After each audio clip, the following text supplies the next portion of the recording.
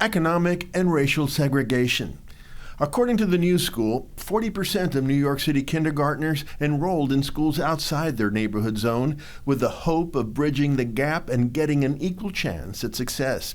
It's all part of the city's school choice program that allows students and parents to choose which schools to attend. And since 2004, thousands of children have switched from low to high-performing schools. But as students aim for a brighter future, what happens to the schools and communities they leave behind? As part of our Chasing the Dream initiative on poverty and opportunity in America, we're taking a look at a program called Teens Take Charge, dedicated to elevating the students' voices.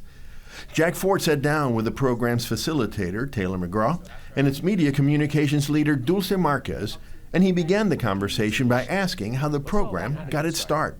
So I was originally a school teacher in New York City and recognized pretty early on that there was a real problem in that the students that I was teaching didn't really have much of a voice in their education and the policies that were affecting them. And so after I finished teaching, I decided I wanted to change that.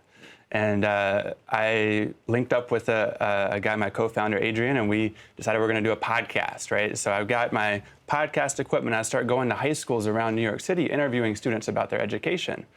As I was doing that work, the students that I was talking to said, "Hey, Taylor, this is cool and all, but we want to do more than a podcast. We want to tell people about this in person." And so about 6 or 8 students linked up, and they decided to plan an event. And along the way, they're like, "Oh, we should have a name." And then one of them said, "We could be Teens Take Charge." How has the group grown then? You talked about how it's expanded in terms of its mission, what it's doing, but how about just in terms of size, the number of teens participating? So like I said, we had about 6 or 8 in that original group.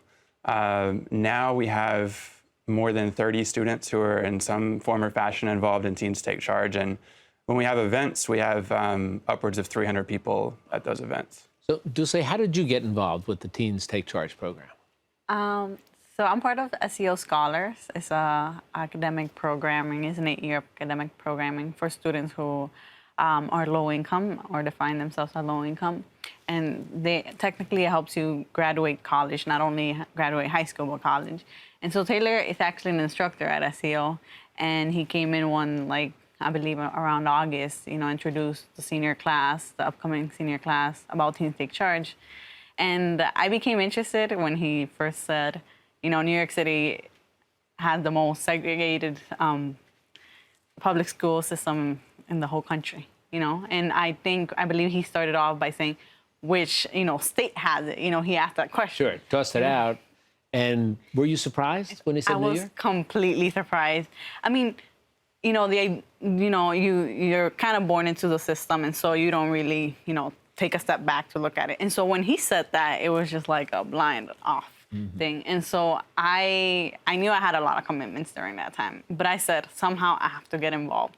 And so I had a camera, and so I told Taylor I could be your photographer, All right. And you've gone on to be, as I said, media communications. You were telling me all the things you do in social media there. So obviously you've become very involved in this. I'm going to come back to you in 1 second about that. But Taylor, let's come back to the issue that we introduced here in terms of the idea of moving out of your neighborhood zone to go someplace else. And in theory, it sounds like it's a marvelous opportunity. Find a better school environment for your children and children for themselves. Were you surprised when you saw the results of the New School study and what it's suggesting in terms of the percentage, how many people are leaving their schools to go someplace else? I wasn't surprised, but I think that's because I've known about the issue for a while, and I taught in a charter school, which is what a lot of families are leaving for, right? But I think your question at the beginning was a good one. What happens to the schools that are left behind? Right. What happens to the students that are in schools that are consistently low performing that kids are leaving out of, right? And I think when we talk about school choice, we often talk about it in the elementary school. But in fact, really the nation's largest experiment in school choice is happening in New York City's high schools. There are no school zones for high schools, so every student is exercising choice when it comes to high school. Now, high schools, a number of the high schools, correct me if I'm wrong, but a number of the high schools are also have an academic and success component to get in. Testing gets you into certain places. Let me talk with you about, how about your schools? through grammar school and even through high school. You're a senior. You're going to graduate. What did you see in terms of the racial mix of your schools as you were growing up? So I belong to what you may call a zone school because I only live like 10 minutes away from. I walk to school every day, and most of the students that go to my school are they look like me. You know, they're Latinos and African Americans, and for me, it wouldn't be a problem if I didn't feel like the resources or the opportunities are very limited. Well, it's an interesting issue. As we talked about, you would think on the surface it sounds like it's a wonderful opportunity for some students, and indeed it is, but what happens to those that remain behind? It's something I think we're going to be struggling with in the meantime. Dulce, you're graduating, heading off to NYU next year. Congratulations to you, and congratulations on your involvement with Teens Take Charge, and hopefully, and your involvement with it, Taylor, also, hopefully that will continue to grow because we need to hear your voices.